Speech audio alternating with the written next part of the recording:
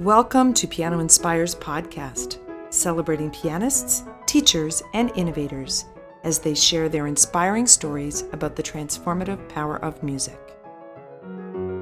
Are you passionate about piano and keyboard education? Then mark your calendars for an event that's set to elevate your teaching skills to new heights. The National Conference for Keyboard Pedagogy is back, and it's bigger and better than ever. Join us for our online conference on June 7 and 8, 2025, and our in-person conference, July 23 to 26, 2025, in Lombard, Illinois, for an unforgettable gathering of educators, performers, and industry experts. Whether you're a seasoned professional or just starting out, this conference offers something for everyone. Dive into workshops led by renowned instructors, discover cutting-edge teaching techniques, and connect with like-minded individuals who share your love for music education. Don't miss out on this incredible opportunity to learn, grow, and be inspired. For more information, visit nckp2025.com today. Welcome to Piano Inspires podcast. I'm Jennifer Snow. I'm the CEO and Executive Director of the Francis Clark Center, and I am thrilled to be joined by the extraordinary concert artist and teacher, Spencer Myer. Welcome, Spencer. Spencer has an extraordinary performance career. I mean, the bio goes on of all these amazing orchestras all over the world and recitals and collaborations. It's so fascinating that your career was really launched with 3 important piano competitions. Yes. Your first prize in the 2004 UNISA International Piano Competition in South Africa, the 2006 Christel DeHaan Classical Fellowship from the American Pianist Association, and the gold medal from the 2008 New Orleans International Piano Competition. I'm looking forward to talking to you about some of these great experiences. In addition to your extraordinary pianism and artistry, you are a renowned teacher and advocate for piano teaching and piano teachers. You're currently Associate Professor of Piano at the Indiana University Jacobs School of Music. And previously, you've served as guest faculty at the Oberlin and Baldwin Wallace Conservatories of Music, and you were a member of the piano faculty at Boston's Longy School of Music of Bard College from 2016 to 2022. It is my great honor and joy to welcome you today to Piano Inspires podcast. Thank you. It's so good to be here. Amazing to be here. Well, we love to start at the very beginning. Yeah.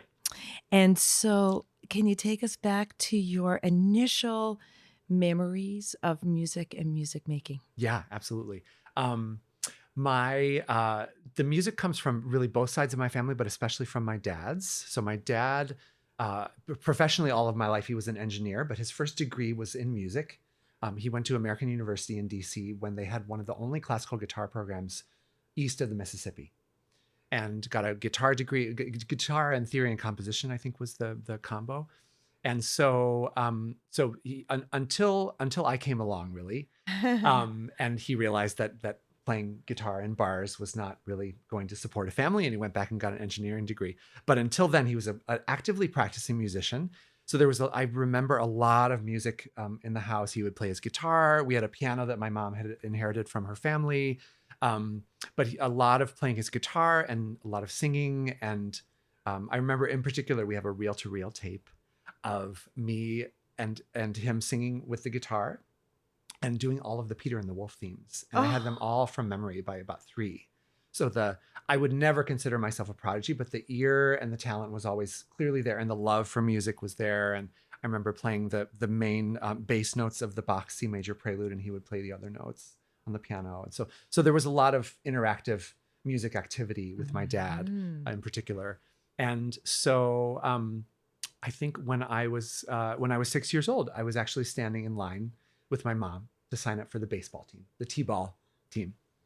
And I tugged on her sleeve and he said, "You know what I really want to do is take piano lessons." Oh, isn't that a great story? Yeah. So I did play baseball for 2 years, but we went right and signed up for piano lessons with a woman who taught locally in her basement. And my mom was a nurse, and one of her colleagues had a child who was studying with this woman, and she was terrific. She was a Cleveland Institute grad, and she was my teacher for 10 years. And what's her name? So her name is Corin Mino. When I studied with her, she was Corin Cleve. and just really, really great. She had grown up with a father on Long Island who was a concert pianist, and he was trained by a Russian teacher. So there was a lot of emphasis that trickled down through her on sound production, deep tone. Did a lot of scales and arpeggios with me for technical development, and just a really wonderful mentor. And she would have weekly theory classes for her students. So I got a lot of really solid foundation in those areas as well from her. So that was great. But yeah, I think it was really my dad was the first big influence, and he had a lot of classical records as well. I remember in particular the Tchaikovsky Van Cliburn platinum selling record. He played a lot, so that was Van Cliburn was certainly a big influence on me, and being an American pianist, of course. So yeah, I think I reached a point after a couple years of lessons where it got a little difficult, and they had to push me just a little bit. But by and large, I was always interested in it and loved to practice. Did a half hour to an hour a day at the start. And then when I reached junior high, we got a new piano. That was a big turning point for me. Huge turning point, because the piano I've really outgrown. So to finally have an instrument that was really responding just ignited the excitement in me. So then I was practicing more hours a day. And when I began high school, around age 14, I think I had been talking about being a lawyer or a doctor or something that would make money, just a sort of a logical choice for an aspiring youth. And it was actually my parents that at that point sat me down and they said, music is all you ever think about and all you ever talk about. Maybe you should think about doing this for a career. And at that point, my dad and I had started to go very seriously to the Cleveland Orchestra. Every time they would have a soloist, we would get front row seats, and I would watch the soloists doing their thing. But I never, until that conversation with my parents, I never put it together that was their job. Oh, wow. And when that switch flipped in my brain, then there was no turning back. And I think at that point, I still didn't realize really what was involved. But that was the switch flipping that made me realize I want my life to be in music. And then I went to my piano lesson and talked to my teacher about it. And she said advice that I think a lot of teachers give to their students. You should only be a music major if you can't imagine doing anything else. Exactly. And it was really that, I think that really kept me fueled from that point on, with the mentality of, I just want to have my hands on the piano, or I just want to be involved in music. So whether that is teaching a piano lesson, playing an audition for a singer, playing at a retirement home, playing in a big hall, playing a concerto with orchestra, playing a solo thing, chamber music, whatever, it all makes me happy, and has always all made me happy. Yeah. So, Music. Music. Yep. So, and I encourage that with my students too. You have to maintain an open mind and let hopefully your complete love for music be your driving force.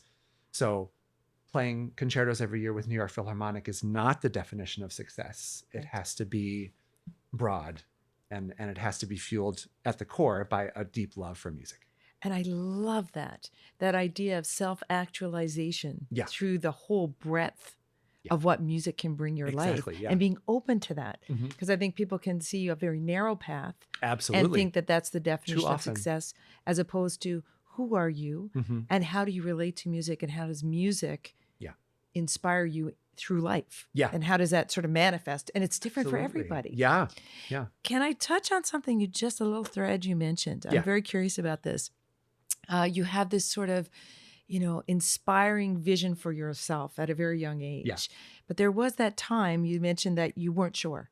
You were sort of, probably those teenage years where you were coming into that age where, is this what I want to do? You still hadn't seen it to be it yet. What was that time like for you? Was it relating to having to practice a lot, or was it that you were trying to find yourself socially? Was it you had other interests? I think it was more that I grew up in suburban Cleveland with a pretty normal childhood, in that I wasn't in a sort of a young artist program in a performing arts high school. So the mentality of lots of peers around me who are aiming for a career in music was not there. So it just didn't enter my brain that was an option. But I don't think I was ever in denial of my love for music and how much I wanted to be immersed in it. I was in choir in school, and I was in band for a couple of years. but always in choir, always accompanying my friends, always just my life completely was music. And I enjoyed my classes too. I enjoyed math and things, and I excelled at school. But music was the focal point of my life. But I just never put it together until, again, I had that conversation with my parents that I could do it as a career, or that it was something that was done as a career. Not that I couldn't do it, but it just didn't enter my mind. And what's amazing, so beautiful when you speak about this is your curiosity. You're like a seeker. Yeah. So even as you were loving music and living that wonderful world of music that we lived in, where we live in, you were seeking. You were seeking others. You were seeking community. You were seeking, how does this work? How is this going to be? And when we're young like that, we're not aware. Yeah. So that moment, that things clicked for you. Yes. And you started to think about, that's my identity. Yes. That's the way I want to go. Where did that take you? Well, that took me then. It's interesting. It took me into a state of thinking where I became even more and more focused on how I wanted to excel at music and how much I loved it. And at that point, I do remember around the beginning of high school starting to feel a little bit out of place. I always felt out of place being in classical music, and I was made fun of in school and whatever, and there was a lot of that. Always felt a little out of place because I was the only one involved as deeply as I was. But certainly at that point, when I really decided that was what I wanted to do, then I started to be a little bit lost in that sense of connecting with peers. So the first music camp that I attended was the Baldwin Wallace Summer Music Clinic. Okay. My second year of high school, summer after second year of high school, total life changer, complete life changer, to finally meet other kids my age. Find your who people. They were my people, Yeah. who were that passionate about it. So I attended that summer clinic for 2 summers. And then the final summer, right before I went to Oberlin for undergrad, I went to Marvin's Goshen College piano workshop. We have to talk about We that. have to talk about that. Yes. Another game changer. I know. Truly. I want to Just- just say that oh. you just spoke to something that I think a lot of young people and people in general Yeah. face. Yeah. When I often say, we don't choose music, music chooses us. And Yeah. aren't we blessed for that? And aren't we lucky that we pursue this life in service to something so Right. powerful Yeah. as the transformative power of music? Yeah. That feeling of isolation. Yes. That music kind of sustained you through that difficult time Mhm. until you realized there was a whole world Yes. of peers Exactly. who felt that way you did, that were pursuing music the way you Yes. were pursuing music. Yeah. Yeah. Certainly growing up in the United States, where classical music is a little more of a niche thing. It's not as much in the mainstream as it is in maybe in Europe and Asia. So I think a lot of us grew up feeling a little out of place until we find that niche community. And of course, we're working all our lives to expand and expose classical music to everybody because we want everybody to love it as much as us. But there's a select group of us that are into it. And so finding them is important. And I would say that those traumatic experiences in high school, Mhm. those personal experiences, have made you, well, you have such a capacity for people and empathy, which is probably one of the core things about being an effective teacher. I think so. Oh, yeah. And your Absolutely. humanity Yeah. stems from those struggles. Yeah. And knowing that music is your power, Oh, your absolutely. superpower. Absolutely. That, and my mom is a therapist. So. She was a nurse for 20 years and then she went back to school and she's a therapist. So That helps. definitely, and I think probably if I hadn't gone into music, psychology would be something I would have pursued. Well, I you know, think as it's we just, say, it's yeah. 90% in piano teaching, Absolutely. 90% psychology, Oh, or more. absolutely. Yes. especially at university level. Yes. It really is, because you're dealing with people at a big transition in their lives. Oh, for sure. Mm-hmm. That is so wonderful. Could you speak to the impact of Marvin? So you had this incredible experience at the summer camp. You found your people. Yeah. You were, amplifying your love and passion for your life path. And now you really know. Yes. Now the seeker is like, I'm on my journey. Yeah. Particularly Marvin's Goshen College workshop was the first piano-centric thing that I had done. So the Baldwin Wallace thing that I had mentioned before was all instruments connected. It was still great to connect with all instruments, but to then be around people who were just so crazy about piano, just a whole group of people crazy about piano, and to meet this just inspiring personality who is as passionate about music and piano and people and giving as I was. I think I always connected better with adults, but here was a great adult figure that I related to and connected to so deeply that and was frankly making the kind of life that I wanted. I mean, he played that summer so beautifully, and he was teaching, and just so many great, stimulating conversations, and just watching him be as a person just was really, really inspiring. And by that time, I was on my way to Oberlin for undergrad, and so I knew that was kind of my next chapter, and it was just so it made the transition so just rewarding and inspiring. And what an incredible, time in your life to intersect with someone like Marvin Blickenstaff. Oh, yeah, absolutely. That critical Absolutely, time yeah. of questioning and knowing in your heart, but just that sort of that luft, Yes. that wind that kind of Absolutely, yes. takes you up, and all of a sudden you realize, this is bigger than me, and I'm And on this something. is the right decision for me. Yes. And yes. he went to Oberlin. Yeah. Yes. Oh, that's beautiful. Yeah, exactly. And then I would imagine your time at Oberlin was very important. I mean, were you keen at that time to think? How did you think about developing your artistry? Were you thinking about it from the lens of, I have to go through all these competitions and I have to make, there's sort of what I would call the business side, the awareness side. Yeah. Was it a combination of developing your artistry and using competitions as vehicles for that? Yeah. And how would you sort of frame that, knowing how many young musicians look at you and say, I want to be him, just like you saw soloists with the Cleveland Orchestra. Yes. They're like, I want to be Spencer. Exactly. So how did he do this? I think it was a combination of so many of the things you mentioned in that, and that was nurtured by Oberlin, which is a very, I think, balanced environment, certainly for undergrad. I felt so encouraged in so many different areas, particularly collaborative piano, which has been a giant part of my life, to explore all these things and really find my voice. So I think during those 4 years, I also approached my career trajectory with a very rounded sense, in that I knew I had to start doing competitions at some point, but I didn't feel pressure to do it right now. But I knew I had to do it at some point. I knew I had to learn a bunch of repertoire, solo and concertos. So I was really pushing myself to crank out a lot of repertoire, but knew at the same time that I didn't need it right now. I was sort of planning long-term for something abstract off in the future that I wasn't totally aware of what was completely needed, but I kind of knew these core things. So this just sort of rounded sense of approach to the career that was not based in pressure.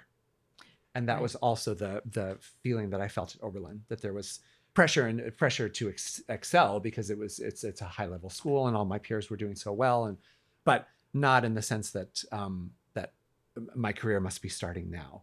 And I think that was very healthy as well. And I actually wanted to go to Juilliard for undergrad, and I didn't get in. And it was really the best thing that happened to me. I loved going there for grad school. I adore New York. I had such a great time at Juilliard for grad school, but Oberlin was an amazing, well-rounded place for me to really find myself as a person and a musician and a pianist. And who are your most influential mentors while you were at Oberlin? Who are the people that really, took you from being this wonderfully gifted young pianist full of love and excitement and starting to deepen? What were some of those big discoveries you made artistically and musically as you started to deepen into being a musician fully? I think it was so many of the faculty. I was very lucky piano-wise that my first teacher was Joseph Schwartz, and he retired after my second year, actually. So then I got to have Peter Takacs for 2 years. Okay. So 2 years with two very different approaches. Joe Schwartz studied with Levine, so it was all about sound and line, and Peter studied with Fleischer, so it was much more. He's extremely, extremely musical and expressive. So it was sort of the Fleischer logic and intellect combined with Peter's just great natural expression and spontaneity. And so about things about structure and creating shapes that make sense. So it was two wonderful approaches to have for 2 years each. But I played for a ton of singers, so I would have to credit all of the voice faculty that I played for with really shaping how lines are made and how sound is produced through the voice, which is what we're always trying to imitate at the piano. and the accompanying faculty as well, the collaborative faculty I worked with a lot and learned so much from. So and the instrumental faculty, because I played for a lot of instrumentalists as well. Just everybody kind of gaining little bits and pieces from everybody. And I love that you go into your undergrad experience with this vision for yourself in which you just said yes to everything. Yes, You know- truly did. You Had know, to it's learn how to kind say no. Yes. And like, oh, the Yeah. vocal repertoire, and oh, I learned so much there, and oh, it's Mhm. so beautiful. And then, Yeah. oh, and then my piano lessons, because we often find with young people that they're very focused on their solo piano study. Absolutely. Yeah. And the idea that they would be branching out into other Mhm. collaborations can be quite daunting. Yeah. When yeah. in essence, that is kind of the fabric of who you are as an Absolutely, artist yeah. holistically. Yeah. Collaborative For sure. artist. And informs so much of what we do at the piano as a soloist. Yeah. Really everything. The seeker, yeah. seeking new repertoire, Yeah. seeking new collaborators, Yes. seeking new people. Exactly. It's just wonderful. And so Yeah. you performed a lot because you weren't only Yeah. performing what was required of you in your solo Yeah. class, but also with all these amazing Collaborating colleagues. all the time. Yeah. And still am. It's still such a huge part of my life. And I really encourage my students that these are the colleagues that you're going to have in the future. It's so fun. The repertoire is so fun. Yes. You learn so much about your own Mhm. playing. There's just there's so much to be gained from collaborating as much as you can. And I think, it's certainly for those that are not as adept at learning music quickly yet, it's a little daunting sometimes. Certainly at IU, it's all the pianists collaborate and have a bit of a collaborative requirement, and it can be overwhelming sometimes. But I tell them how important it is and how it will really be at least 50% of your work. You do have to pay the rent. Absolutely. And everybody needs a pianist. They So, do. Yeah. But so fun. I mean, it's Yes. so satisfying to connect with somebody without words. I Yes. mean, Deep. and obviously singers use words, but it's connecting with sound and speaking to each other through your sound. And Just- instinct. Yeah. Yes. Not, Yes. you're connecting through the instinctual Totally. response to totally. sound and moment and Yeah. emotional response. Yeah. This is so inspiring because I think we often see a lot of siloing in the Mhm. piano world, Yeah, we do. and how that's not a reflection of what it is to be a pianist. Yeah. At all. And how important it is for emerging pianists and Mhm. young musicians to have a mentor and a teacher and a role model who is not only, encouraging that, exemplifying it, but championing it. Yes. And Yeah. really making them feel like, oh yes, this is actually as or more important depending on what you like to do. Yep. And actually Yeah. connecting them very early on to what Mhm. it is to be in the music world. Yeah. It's so important. Yeah. And again, feeds so many things in their own personal growth as musicians. So yeah, I find it very important. So then the next corner Yeah. on the seeker's path is New York City. Yes. And was that something in your starry eyes thinking, well, I didn't get in originally. I love it Bingo. here, Yeah. but I'm going for it. I gotta get to New York. Yes, that was my goal. Yeah. So I auditioned for Juilliard and I got in, and studied for 2 years with Julian Martin, who was really just one of my best mentors. Such a great mind and just an amazing guy. Very fatherly to his students and just created a great atmosphere in the studio and just everything about him, just incredible. And I adored being at Juilliard. I was very much, I think at Oberlin, the level is so high, but I was a little bit of a big fish. And I was popular because of everything I was doing, and I collaborated so much with everybody and whatnot. So I was ready to be a small fish. I knew I had to be a small fish. I was very ready for that, ready for a big city, and just had a blast. And was so inspired by the musicians, my fellow colleagues at Juilliard, and the drama students and the dance students. There's just so much oozing talent there. So, and to be, of course, immersed in New York as well, the atmosphere in New York and any concert at your fingertips and the opera and the symphony and everything. Just quite an amazing time. And that was when I started to really think more seriously about this is how I'm going to execute my career path, namely with competitions. So that was when I started to really do competitions, or at least apply to competitions seriously. There were, I think, I can't remember the number, but a lot that I applied for in my 2 years of master's, where I was still refining things and figuring Sure. things out that I didn't get into. Mm-hmm. And a couple that I did get into, I didn't pass the first round. So after Juilliard, after 2 wonderful years, I stayed in New York and I did a doctorate at Stony Brook. So I commuted out there a couple days a week and was working on my doctorate. And at that point, I really started to buckle down and do seriously competitions, and was very immersed in them for probably about 6 or 7 years, I think, doing between 2 and 4 every year. And I mean, I learned so much. I mean, they're just, it's obviously we've all had conversations about competitions, and we recognize it's a very strange concept to be trying to decide the best artist in something that's so subjective. So they're a strange animal, but they are in a way a necessary evil. That they, give performance opportunities and financial support to young musicians in great ways. But I always talk with my students about how much I learned, especially from the ones that I didn't pass the first round.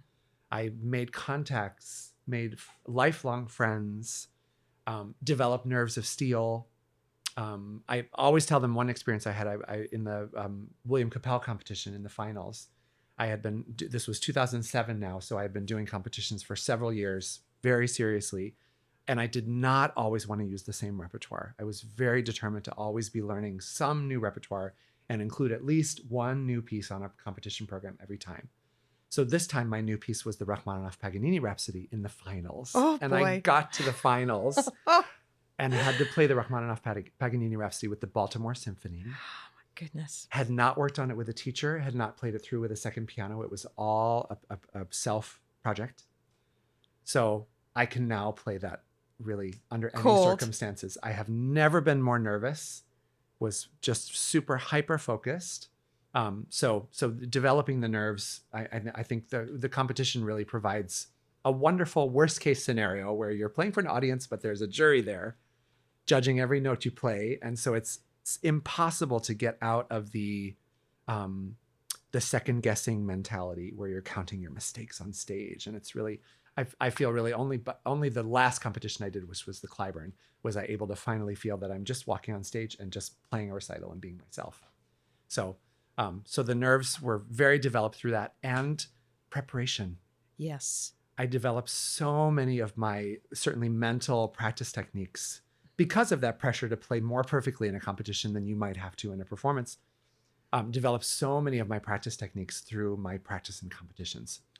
It's fascinating. You speak about competitions through the lens of creative process. Yes. And this idea of first, applying to them, you're not getting in, you're getting in here and there, you don't make it past the first round, learning, going back, learning, okay, what else? Hearing the people who are going forward. Exactly. And this sort of ongoing journey and creative process through the lens of what we call the strange animal of competition, but it's actually not about the competition for you. Yes. It was about the development, how you developed into a concert artist. Yes. Through the journey. Yeah. Of being in competitions. Exactly. And I think I realized that pretty early on in my competition trajectory. And so that definitely kept me going, because it's hard to not take them to heart. So you have to develop that side of yourself. But I started to realize the benefits pretty early on. And that definitely kept me going. I'm glad to be done with them, of course. But those great elements that I was able to gain were so valuable and lifelong. Can I connect something back to your family for a second? Yeah. Do you have any siblings? I do. I have 2 younger sisters, 2 amazing younger sisters. Are they involved with music at all? They're both very musical. The older of the 2, Sarah, was the marketing director of Indianapolis Symphony for quite a few years. And then the younger of the 2, Julia, is not in music anymore, but she has a musical theater degree from Michigan, which is one of the best programs in the country. So she's an amazing singer. And she has 2 little daughters right now, and she has a 3-year-old and a 4-month-old. And the 3-year-old is definitely matching pitch already and imitating rhythms. And there's definitely a strong musical ear there. So they're both musical, but I think they were never as 100% passionate about it as I was. But I think also it was maybe difficult to live in the shadow of their brother, who was Right. so immersed in it and doing well and just making such a life of it. So I think they both just kind of chose Different not paths. different paths. Yeah. Well, because I'm curious about the family dynamic as you go through and you're winning all these competitions and you're becoming very well known and Yeah. you're pursuing this and you're the king of Oberlin and you go to Juilliard. Yeah. And I think about your father, who Yeah. was a musician, who chose to raise his family Yeah. and chose to become an engineer, Right. and how much joy it must bring your family Yeah. to see you self-actualize. Yeah. Knowing that when you were a tiny and you were singing all those themes from Yes. Peter and the Wolf, Yes. that your father recognizes this in you. Yeah. Exactly. And then to yeah. see that work ethic. I mean, did that work ethic come from home? Is it intrinsically just the way you are? Is it a combination of, so much of this you speak about is vision for self, Yeah. passion and love for music Yeah. in every way it can manifest for yourself. Yeah. And work and drive, relentless perseverance. Yeah. Yeah. I think Where the do you work get that? the work and drive definitely comes from my parents. Mhm. But not in the way that I think they were in general, say, naive or uninformed about really how much a young pianist should be practicing necessarily. So they were never pushy in that way, except they wanted me to do my practicing every day, but never pushy in that way. So there was a work ethic that came from them as it pertains to life and all our pursuits in life. Right. But the work ethic required for the career, I think I just developed over time as I realized with each passing year really how much is required. So my practice hours increased and my focus increased year by year, I think, sort of just on my own. Yeah, that dream for yourself. Yeah. But the work ethic idea was definitely there from my parents. Yeah. But I think it's, as you mentioned, I think it's admirable and wonderful and also remarkable for a father who decided to not do it because he couldn't support a family with a music career to then encourage his son in that direction. I'm always so touched and honored by that. And he is, both my parents, but especially my dad, the former musician, is so proud. Yes, he must be just delighted. Really, both my parents are so incredibly proud, but yeah. Yeah, because he serves music in his life and he understands the power of music, and it's the highest pursuit. Yeah. And he holds it there. For sure. Which, when you think about that conversation of maybe I'll be a lawyer, maybe I'll do this or that, and they're like, well, no, because you could do music. Yes. And if you could do music, yes, why would you choose anything else? Exactly. I mean, isn't that fabulous? Yeah. And they, even long before that music conversation, their biggest advice to me always was follow your passion and the money will come. Mm-hmm. Yeah. Indeed. So, yeah. And so you've gone through all these amazing successes with competitions and started to understand yourself as an artist. That all kind of starts to, clue up for yourself. You've got a career, you're performing, you've got your management and your Steinway artist, and you're on your way. Yeah. And where's the teaching pull? And when does that start to come in? And how does that all sort of come together for you?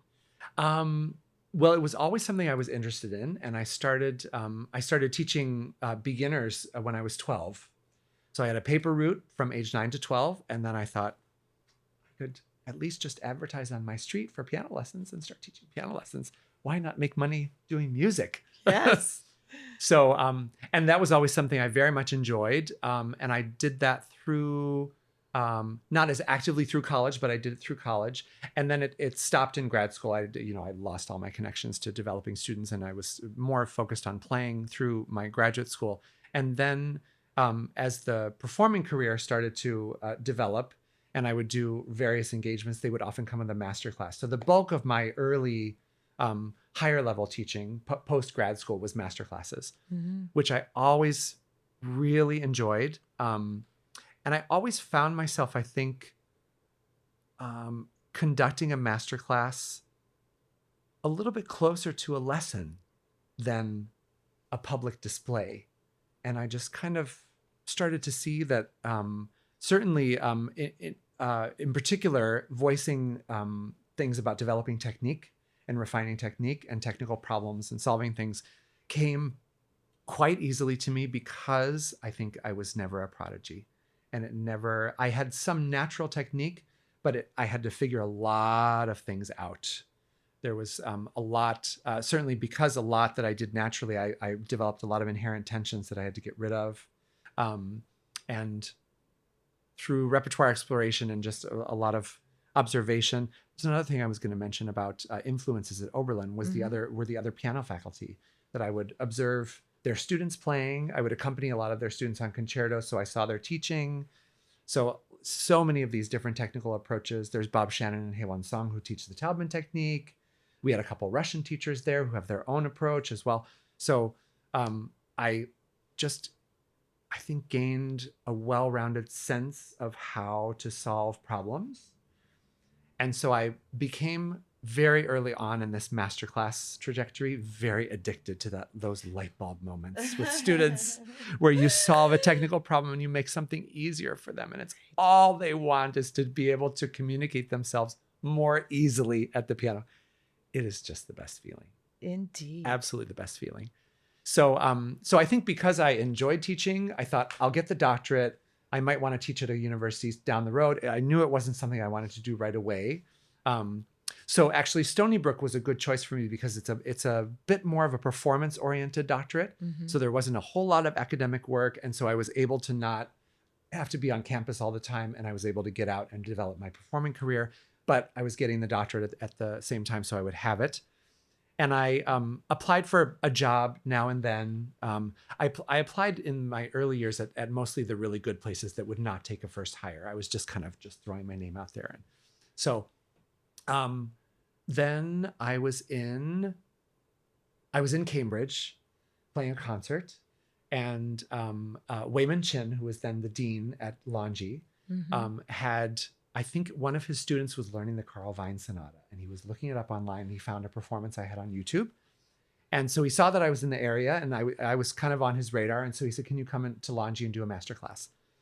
So I did a masterclass there, both for art song and also for solo piano.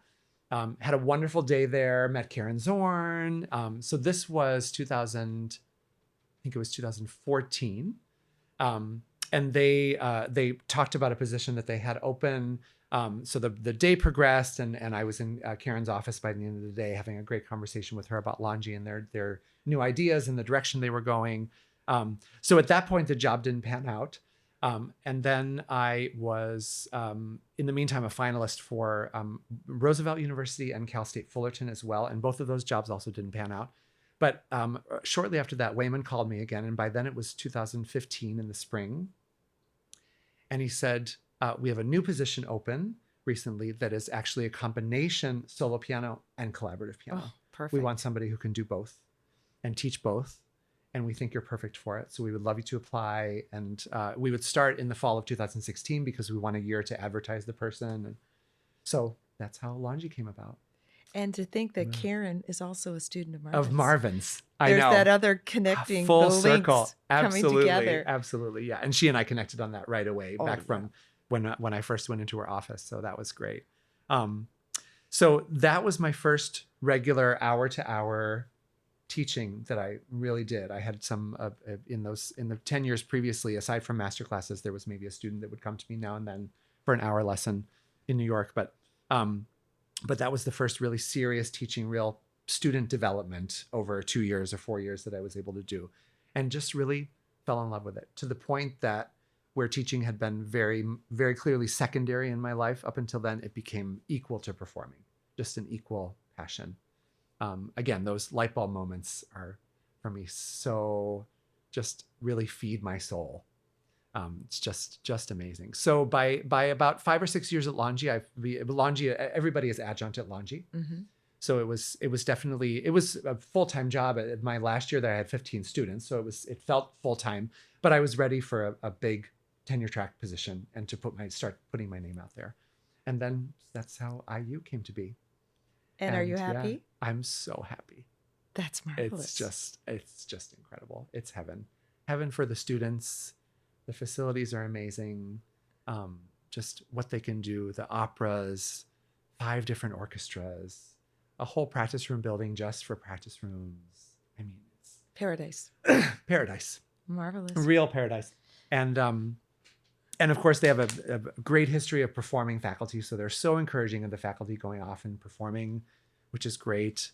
And the students, I think, are, as you said, very appreciative of learning by example and seeing their teacher going out and doing it and making a career with solo and collaborative and having to live out of a suitcase and have, all the things that go with a performing career, they're seeing by example, which is great. And so they are extremely understanding and flexible about rearranging lessons, and they just really go with the flow. And I love them all. Even the less advanced ones are so talented and really hardworking and responsive. And so it's been such a joy, and great colleagues, great environment. I love Bloomington. I did keep my place in New York, so I go back to New York when I can. But it's been an amazing 2 years so far. That is so inspiring to hear you speak Thank you. about this. I wanted to sort of ask you a question that takes us back into a time that was very challenging for artists. Yeah. But we Yeah. got to know each other. It's funny during those times Yes. how you got to know people, I you love know. people, but then you got to I know know. them better. Yes. And Yeah. during COVID pandemic shutdown, you got very active. You certainly Yeah. helped at the center and demonstrated that how important music was, how desperately people wanted music still at that time. Absolutely. Especially when you think about New York, you think about a performing career with orchestras and performing arts centers. What have you experienced post-pandemic about either the shift in the profession or perhaps with your students an awareness of what they maybe want to do in the world because they endured something at this critical age that made them realize that we certainly had never experienced before. Yeah. Wow, everything can change in a heartbeat. Yeah. And things can look very different than what they looked like before. Yeah. So what has been your experience, sort of your takeaways from that extraordinary time into where we are now? How did you find music sort of sits in your life and the life of people all around you? Yeah. Well, I think we all certainly were reminded what a soul feeding medium it is, and how much we need it, and how much we need live music, because we were so starved for being together and having live music. So I think certainly, as much as I would love my career to have included lots of engagements with the biggest orchestras in the world, I think the fact that my career has been largely the orchestras on the next level down and the recital series on the next level down was a window into how these communities and these boards and groups that support these organizations really stepped up to the plate. And these are thriving organizations now, really amazingly thriving organizations. So I feel lucky to have been a part of that. So my career per se and my performances, once we got back to live things, really didn't taper off so much. The resilience of those communities. Yeah. And that's so fascinating because we think about sort of these iconic legacy organizations in our field of music and music performance. Yeah. And it really is the communities that pulled together and supported artists and smaller organizations that really flourished. I can say that for the Francis Clark Center. I mean, organizations that were able to respond. Exactly. And as a result, built new communities, supported their existing communities in ways that maybe other institutions that kind of shut the doors and just waited for it all to blow over. Yeah. And are struggling now for, audiences are struggling to innovate. Absolutely. And we saw a lot of that flexibility in a lot of organizations all over. Yeah. That's really exciting. It's inspiring. Yeah. Now, and certainly through teaching as well. Yes. I think the hunger to be together and to be reminded of what a soul feeding medium it is has.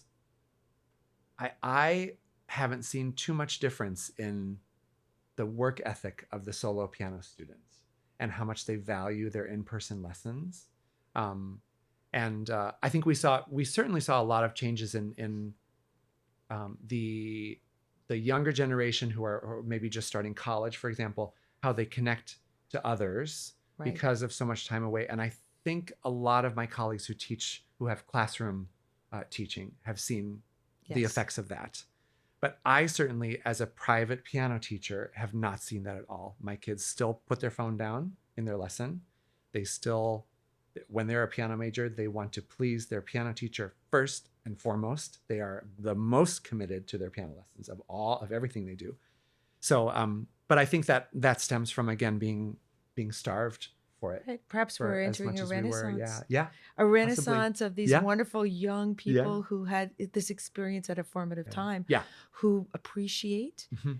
and recognize the absolute joy, back Yes. to your Yeah. joy and passion and Yeah. love, Yeah. and how much you appreciate something Yeah. at a Yeah. much younger age than probably they wouldn't have Mhm. felt that way if Oh, they hadn't absolutely. been, it hadn't all been sort of snatched away at that time Yeah. for them. Yeah. I know we've been chatting about lots of things, but I'd love to ask you, Yeah. at this point in your very accomplished career in all facets and your ongoing, just joyous, inspiring energy, Yeah. you're such a beacon in our field. What inspires you? What are the things that inspire you? Oh, wow. That's a good question. Certainly my colleagues and my friends who are again following their passion, and it's taken them in various paths in music, and some have gone in different directions of music. So I'm constantly inspired by them. I'm definitely inspired by my students, and I learn so much, as we all do who teach. We learn so much from our students. I feel like I'm 1,000 times the pianist, technically and musically, than I was before I started to teach seriously. Just have learned so much. So they constantly inspire me. And I think some of the, I was having this conversation with friends the other day that we, for quite a few years now, with the rise of YouTube and the accessibility of online, so many of our students will just, when they need to listen to a recording of something, they'll go to YouTube and find the first available thing, which is not always the most reliable. But I think some of the young artists that have come up now, like Yun Chan Lim, who won the Clyburn, are, I think, the old soul in him, and in some of the other young artists, but I hear it especially in him, inspires me for sure. That just classy reverence for beauty, yeah, and the composer's essence, tapping into that, and infusing your own personality, but having such respect for style and the composer's essence, just definitely inspires me. And I'm so glad that is now going to be the default recording of some things that our students will click on and have that influence. Yes. So what's next for you? You've climbed so many mountaintops, and you're young and have so many great years ahead. What are some of the next exciting things? Well, it's kind of an interesting multi-layered story about my solo repertoire right now. I'm extremely, as a self-choice, I'm extremely overloaded with students this year, because last year at IUU I started a whole bunch of first years, masters and undergrads and everything, and nobody graduated. So I took on a few more students that I really wanted this year, very overloaded, and I knew I would have very minimal practice time. So all this season, I've been playing all 24 Debussy preludes, because this is some of my most comfortable repertoire. This past summer was the first time I played both books together, but I had played both books individually many, many, many times. So I knew it's stuff that I could play in my sleep, and because I would have minimal practice time this year, being overloaded with students.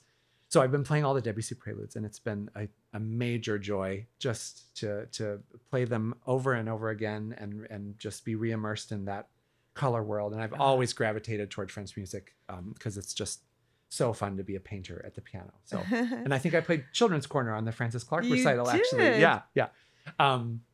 So that's been a wonderful project, and people are reacting really well to it. So I think I'm going to keep them for another season and take them around to places.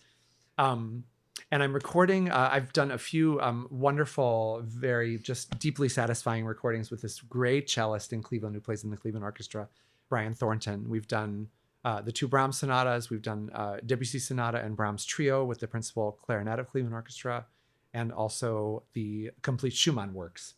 So this June, we're going to do Chopin and Rachmaninoff sonatas. Oh, fabulous. which will be great. And he's rented Severance Hall for the recording, which is just, of course, one of my childhood places and one of the greatest halls in the world. So I have that coming up.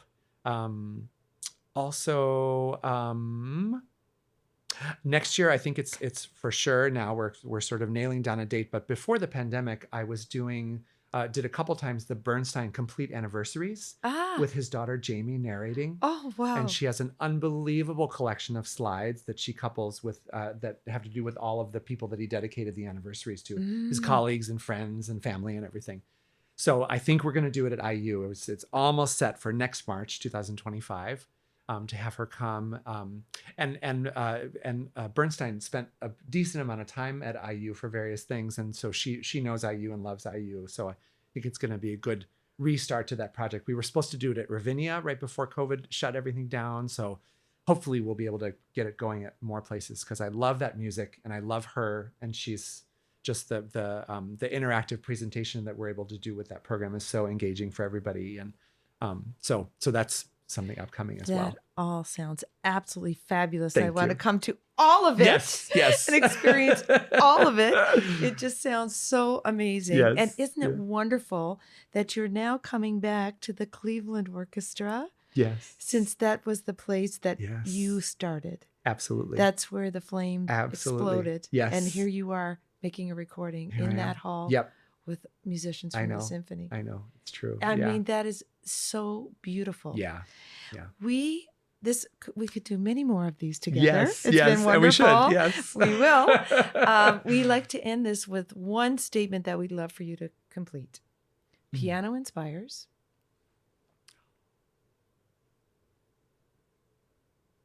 Inspires the heart.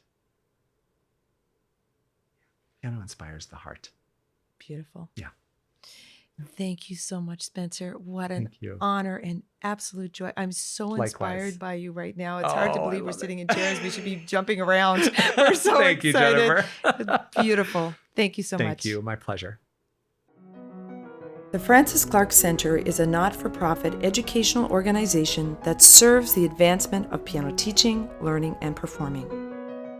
Divisions include Piano Magazine, Piano Inspires Kids, Journal for Piano Research, National Conference on Keyboard Pedagogy, the New School for Music Study, Piano Education Press, International Online Teacher Education, and Piano Inspires Online Community Hub.